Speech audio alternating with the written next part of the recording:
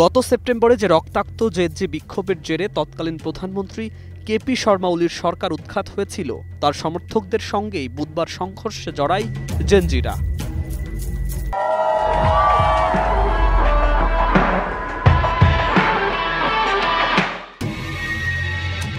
এই সংঘর্ষের ফলে নেপালের বারা জেলার সিমরায় নতুন করে সহিংসতা ছড়িয়ে পড়ে। পরিস্থিতি নিয়ন্ত্রণের বাইরে চলে যাওয়ায় বারা জেলায় কারফিউ জারি করতে বাধ্য হয়েছে সরকার। জেলা প্রশাসন জানিয়েছে, বৃহস্পতিবার স্থানীয় সময় রাত ৮টা পর্যন্ত এই কারফিউ বলবৎ থাকবে। সিমারা বিমানবন্দরের কাছেও কমিউনিস্ট পার্টি অফ নেপালের কর্মীদের সঙ্গে সংঘর্ষ হয় জেনজিদের। নৈপথ্যে ওলির দলের দুই নেতার সিমারায় আগমন। দলীয় কর্মসূচিতে অংশ নিতে বিমানে কাঠমান্ডু থেকে সিমারা আসেন ওলির দলের দুই নেতা মহেশ বসনেট এবং শঙ্কর পোখারেল। মহেশ শঙ্কর জুটির সিমারায় আগমনের বিষয়টি জানামাত্র সোশ্যাল মিডিয়ায় প্রতিবাদ কর্মসূচির ডাক দেন জেনজি জেলা সমন্বয়ক সম্রাট উপাধ্যায়। বুধবার ইউএমএল নেতা বিমানবন্দরে নামতেই খুনিদের সরকার বলে বিক্ষোভ শুরু করে জেনজি প্রতিবাদীরা।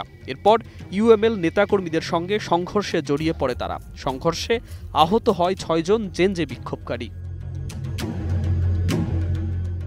বিক্ষোভকারীরা ৬ জন ইউএমএল কর্মীর বিরুদ্ধে থানায় অভিযোগ করে। যদিও পুলিশ কাউকে গ্রেপ্তার করেনি, এই অভিযোগে ফের বিক্ষোভ আন্দোলনে নামেন জেনজি বিক্ষোভকারীরা। নতুন করে পরিস্থিতি অগ্নিগর্ভ হয়ে ওঠে।